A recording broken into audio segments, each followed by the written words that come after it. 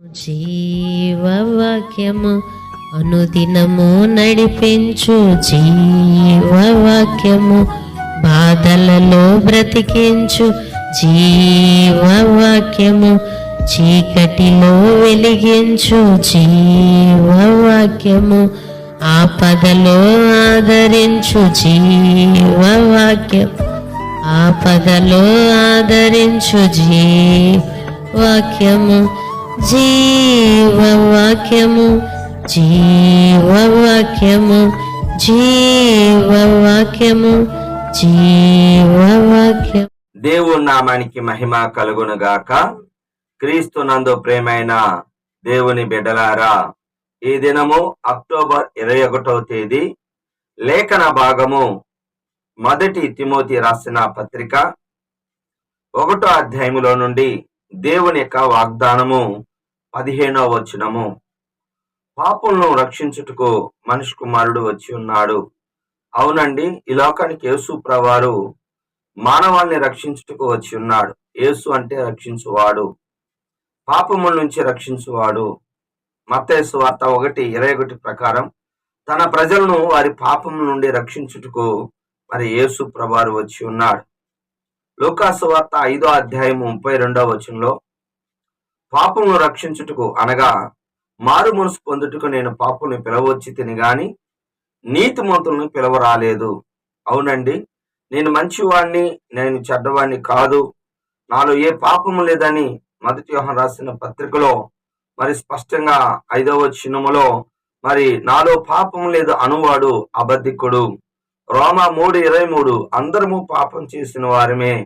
మరి రోమిలు రాసిన పత్రిక 3:11 నీతిమంతుడు ఒక్కడునూ లేడు. అయితే మనందరము పాపం చేసిన వారం, పాప స్వభావంతో ఉన్నవారం. కాబట్టి మన యొక్క శరీరానికి మాలిన్యం ఉన్నట్టుగా ఆత్మకున్న జబ్బుని పాపము అంటారు. ఈ పాపాన్ని నుంచి విడుదలయటానికి యేసు ప్రభువారు వచ్చి ఉన్నాడు. లూకా సువార్త 19వ అధ్యాయంలో యేసు ప్రభుతో అనేక మంది వెంబడిస్తున్నారు. కానీ జక్కయ్య యేసు ప్రభువును చేర్చుకున్నప్పుడు అతని ఇంటికి వెళ్తున్నప్పుడు అక్కడ నిలబడి ఉన్న అనేక మంది ఇతడు పాపి అయిన మనిషి వద్దకు బస చేయటానికి వెళ్తున్నాడు. ఎందుకు జక్కయ్య దగ్గరికి వెళ్తున్నాడంటే తను చేర్చుకున్నాడు. వీరు హృదయంలో చేర్చుకోకుండా వెంబడిస్తున్నారు. వెంబడించటము హృదయంలో లేకుండా మరి రొట్టెల కోసము, స్వస్థతల కోసము, అద్భుతాల కోసం వెంబడించే వాళ్ళు వేల మంది, కానీ రక్షించబడే వాళ్ళు చాలా కొద్ది మంది. జక్కయ్య ఇంటికి రక్షణ వచ్చింది. పాపాత్మరాలు స్త్రీ రక్షించబడింది.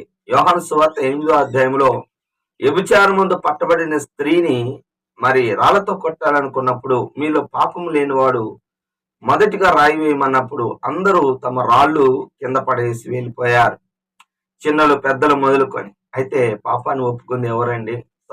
ఆ వ్యభిచారం ముందు పట్టబడిన స్త్రీ. అమ్మా, నేను కూడా నిన్ను శిక్షింపను. అవును, ఇక నువ్వు పాపము చేయకుము. పాపానికి విరుగుడు, పాపంలో వచ్చి జీతం మరణం, మరణం నుంచి వ్యభిచారం ఎందు పట్టబడిన స్త్రీని రక్షించాడు. పాపానికి వచ్చే జీతం మరణం అండి. ఆ యొక్క మరణము నుండి తప్పించడానికి యేసు ప్రభువారు మరి నరావతారిగా ఈ లోకానికి వచ్చాడు. ఆయన యందు విశ్వాసం ఉంచి, దేవా నేను పాపిని, నన్ను రక్షించు నాయన అంటే ఆయన రక్షించే దేవుడు, క్షమించే దేవుడు, సమాధానం ఇచ్చే దేవుడు. కనుక ఈ దినమే రక్షణ పొందు. ఇప్పుడే మిక్కిలి అనుకూల సమయం, ఇదే రక్షణ దినం. ఒప్పుకోవలసిన పాపాన్ని మనం చూసినట్లయితే అక్కడ రాయబడిన మాట గమనించండి. మరి మొదటి తిమోతిలో రాసిన పత్రిక 1వ అధ్యాయము 5-6 వచనాలలో మరి ఇక్కడ రాయబడిన మాట ఏంటంటే, మంచి ఉపదేశ సారాన్ని అనగా విశ్వాసమును, మంచి మనస్సాక్షి విడిచిపెట్టేసి మానుకుంటున్నారు.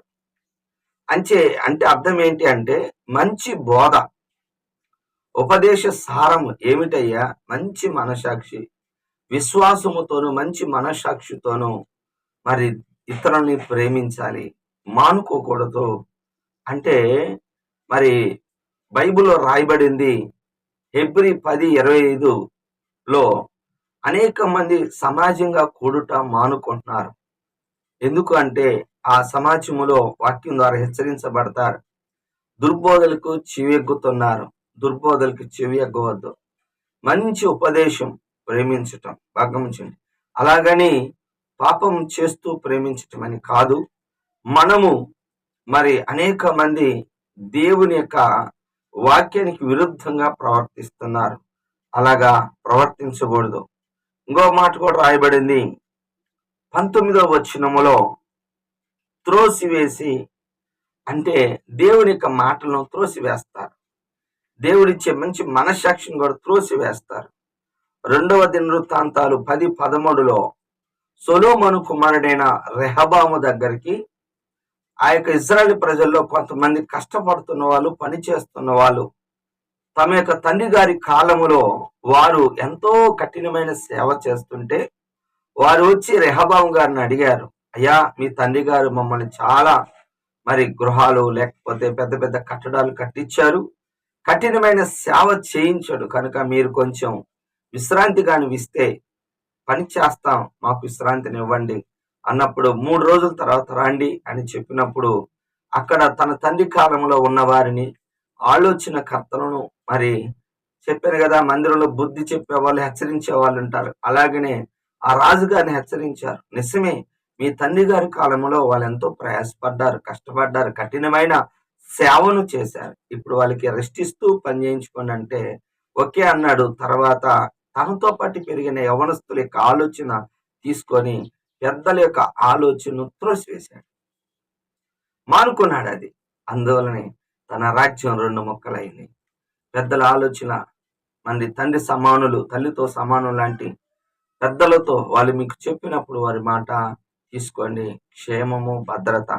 చివరిగా ఆజ్ఞ 18వ వచనం, మంచి పోరాటం పోరాడి తిని నా యొక్క పరుగు కడముట్టించి తిని. అవును, ఈ లోకంలో మంచి పోరాటం, విశ్వాస సంబంధమైన మంచి పోరాటం, మంచి మనస్సాక్షితో పోరాటం.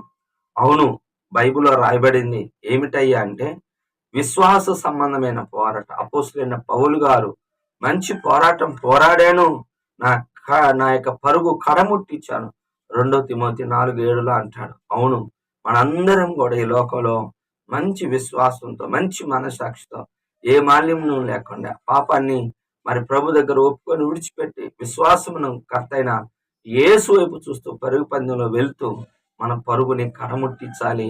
అప్పుడే జీవ కిరీటం దేవుడు సంతోషిస్తాడు. కొంతమంది విశ్వాసమును విడిచిపెట్టి భ్రష్టులైపోయి ఓడ పగిలిన వారి వలె మునిగిపోతున్నారు. జాగ్రత్త, అలా ఉండకుండా విశ్వాసమును కడముట్టుకు కాపాడుకోవాల్సిందిగా ప్రేమతో మనం చేస్తున్నాను. దేవుడి మాటలు దీవించును గాక. ఆమేన్. ప్రార్థన చేసుకుందాం. ప్రభువా, నీ కొందనాలు, స్తోత్రాలు, ఇచ్చిన వాక్యాన్ని బట్టి స్తోత్రాలు. ఈ అనుదిన జీవవాక్యములో ప్రభా మీరు మమ్మల్ని రక్షించడానికి వచ్చారు అయ్యా. పెద్దల మాటలు, ఆలోచనలు మేము మానుకోకుండా ప్రభా మంచి పోరాటం, విశ్వాస సంబంధమైన మంచి పోరాటం, మంచి మనశ్శక్తితో కూడిన పోరాటాన్ని మేము చేయనట్లుగా దయచేయమని నీ కృప చూపించి బలపరచండి. వింటున్న వారికి మేలు, క్షేమమును దయచేయండి. వాళ్ళ అవసర తక్కువలో తీర్చమని వాళ్ళతో నువ్వు మాట్లాడుతున్నందుకు కృతజ్ఞతాస్తుతులు చెల్లిస్తూ మహిమ, ఘనత, ప్రభావాలు నువ్వే తెచ్చుకోమని యేసు నామములో ప్రార్థిస్తున్నాను తండ్రి. ఆమేన్. తండ్రి యొక్క ప్రేమ, కుమారుని యొక్క కృప, పరిశుద్ధాత్మ దీవెన సదాకాలం మనందరి తోడుగా ఉండును గాక. ఆమేన్. హల్లెలూయా. దేవుడు మిమ్మల్ని దీవించును గాక. ఆమేన్.